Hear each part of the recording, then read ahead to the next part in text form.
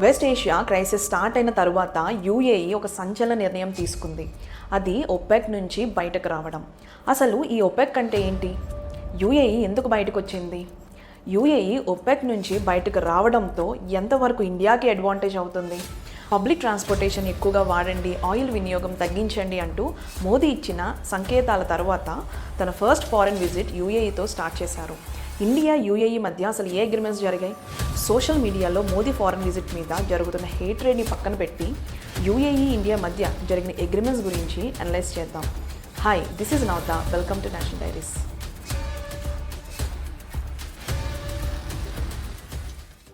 April 28న UAE OPEC నుంచి బయటకు వస్తుందని ప్రకటించింది. మే 1న అధికారికంగా అది బయటకు వచ్చేసింది. ఒపెక్ అంటే organization of the petroleum exporting countries. అఫీషియల్గా ఒపెక్కి సింగిల్ లీడర్ ఉండడు, కానీ ప్రొడక్షన్ అండ్ ఇన్ఫ్లుయెన్స్ పరంగా సౌదీ అరేబియా లీడర్గా డామినేట్ చేస్తుంది. ఒకవేళ ప్రపంచంలో ఆయిల్ డిమాండ్ పెరిగితే ప్రైజెస్ని హైక్ చేస్తూ ప్రొడక్షన్కి కోటా పెడతారు. ఒక విధంగా డిమాండ్ అండ్ సప్లైతో గేమ్ ఆడతారు. వీళ్ళు ప్రొడక్షన్ని పూర్తిగా పెంచకుండా కంట్రోల్ చేస్తారు. అంటే మార్కెట్లో ఆయిల్ సప్లై లిమిటెడ్గా ఉంచుతారు. దీంతో ప్రైజెస్ హై పెరిగిపోతూ ఉంటాయి. అయితే ఒపెక్లో జాయిన్ అయిన ప్రతి కంట్రీకి ఒక ప్రొడక్షన్ కోటా ఉంటుంది. అంటే రోజుకి కొంత ఆయిల్ మాత్రమే ప్రొడ్యూస్ చేయాలని లిమిట్ ఫిక్స్ చేస్తారు. ఫర్ ఎగ్జాంపుల్, యూఏఈ ఈ ఒపెక్ మెంబర్గా ఉన్నప్పుడు ఖచ్చితంగా పర్ డే 3 మిలియన్ బ్యారెల్ మాత్రమే ప్రొడక్షన్ చేయాలి అని కోటా ఫిక్స్ చేయొచ్చు. దానికంటే ఎక్కువగా ప్రొడక్షన్ చేయకూడదు. సో ఆ లిమిట్స్లోనే ప్రొడక్షన్ చేయాలి. ఎందుకంటే అన్ని కంట్రీస్ అన్లిమిటెడ్గా ప్రొడక్షన్ చేస్తే మార్కెట్లో ఆయిల్ సప్లై ఎక్కువయ్యి ప్రైజెస్ పడిపోతాయి. అప్పుడు ఆయిల్ ఎక్స్పోర్టింగ్ కంట్రీస్కి భారీ లాసెస్ వస్తాయి.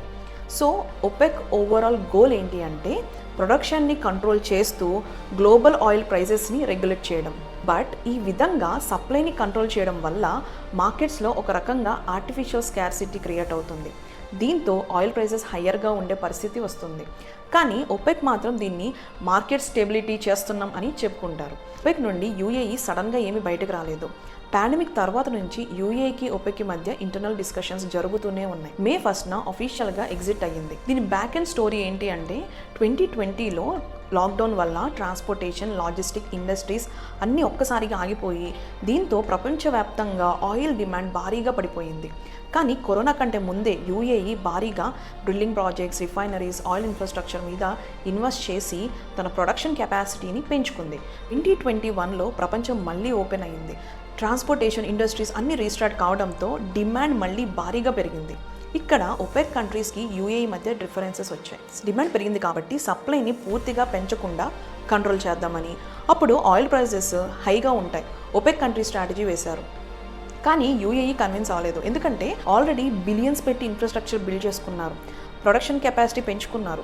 ఇప్పుడు కూడా ఒపెక్ కోటా పేరుతో ఆంక్షలు విధిస్తే వారికి భారీగా నష్టాలు వస్తాయని ఇంటర్నల్గా ఒపెక్ మీద చాలా ప్రెషర్ పెట్టింది. మొదట ఒపెక్ ఒప్పుకోలేదు. తర్వాత కొంత రిలాక్సేషన్ ఇచ్చినా ప్రొడక్షన్ ఎక్కువగా పెంచొద్దు, లేకపోతే గ్లోబల్ ఆయిల్ ప్రైజెస్ పడిపోతాయని కంట్రోల్లో పెట్టింది.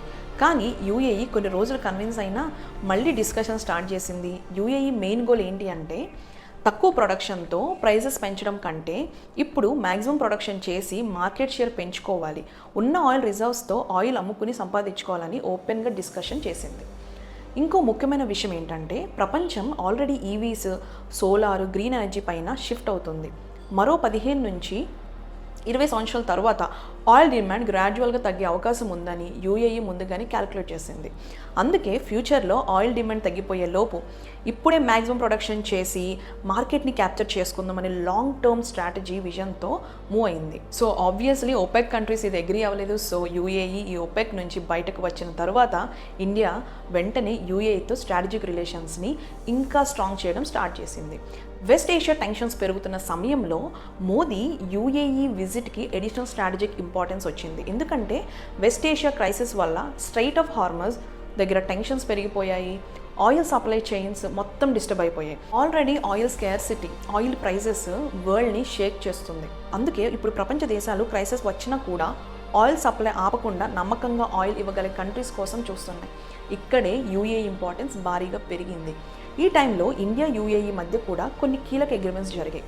ముఖ్యంగా ఇండియాకి ఫ్యూచర్లో కూడా స్టేబుల్గా ఆయిల్ అండ్ ఎల్పిజి సప్లై కొనసాగించడం, ఎమర్జెన్సీ సిచ్యువేషన్స్ కోసం ఇండియా నిల్వ పెట్టుకునే ఆయిల్ రిజర్వ్స్ కోఆపరేషన్ని పెంచడం, shipping and trade cooperation strengthen చేయడం, డిఫెన్స్ టెక్నాలజీ సెక్టార్స్ లాంటి విషయాలపై అగ్రిమెంట్స్ అండ్ డిస్కషన్స్ జరిగాయి, ఎంఓయూస్ కూడా జరిగాయి. ఎమర్జెన్సీ సిచ్యువేషన్ సమయంలో ఉపయోగించడానికి ఇండియా ముందుగానే నిల్వ పెట్టుకునే క్రూడ్ ఆయిల్ రిజర్వ్ని స్ట్రాటజిక్ ఆయిల్ రిజర్వ్ అంటారు. ఈ రిజర్వ్స్ కోసం యూఏఈ ప్రభుత్వ ఆయిల్ కంపెనీ ADNOC నుంచి ఇండియాకి మరింత క్రూడ్ ఆయిల్ సపోర్ట్ అందించేలా 30 మిలియన్ బ్యారెల్స్ వరకు కోఆపరేషన్ పెంచే అగ్రిమెంట్స్ కూడా జరిగాయి. ప్రెజెంట్ ఇన్ఫ్లేషన్ అండ్ క్రైసిస్లో కూడా యూఏఈ ఇండియాలో అరౌండ్ $5 బిలియన్ ఇన్వెస్ట్మెంట్ ప్రకటించింది. Digital infrastructure, banking, ports, logistics సెక్టార్స్లో కూడా ఇన్వెస్ట్మెంట్ అగ్రిమెంట్స్ జరిగాయి. UAE already India strategic oil రిజర్వ్స్లో ఆయిల్ని ఎక్స్పోర్ట్ చేస్తుంది. కానీ ప్రెజెంట్ వెస్ట్ ఏషియా క్రైసిస్ తర్వాత జరిగిన ఈ మీటింగ్కి ఇంపార్టెన్స్ ఇంకా పెరిగింది. ఎందుకంటే ఇప్పుడు ఫోకస్ కేవలం ఆయిల్ కొనడం మీదే కాదు, క్రైసిస్ వచ్చినా సప్లై ఆగకుండా ఉండాలి అనే ఎనర్జీ సెక్యూరిటీ మీద ఉంది. ఇండియా యూఏఈ ట్రేడ్లో రూపీ అండ్ దిర్హామ్ సెటిల్మెంట్ని ఇంకా ఎక్స్పాండ్ చేస్తున్నారు. సింపుల్గా చెప్పాలి అంటే ప్రతి చిన్న పెద్ద ట్రేడ్కి US$ కన్వర్ట్ చేయకుండా కొన్ని ట్రేడ్స్ని డైరెక్ట్గా ఇండియన్ రూపీ అండ్ యూఏఈ దిర్హామ్స్లోనే కంప్లీట్ చేయాలని చూస్తున్నారు. దీంతో ట్రాన్సాక్షన్ కాస్ట్ తగ్గుతాయి, సెటిల్మెంట్స్ ఫాస్ట్గా జరుగుతాయి, డాలర్ మీద డిపెండెన్సీ కొంత తగ్గుతుంది. ఇక యూఏఈకి ఇండియా ఎందుకు ఇంపార్టెంట్ అంటే, ఫస్ట్, ఇండియా ఒక హ్యూజ్ కన్జ్యూమర్ మార్కెట్.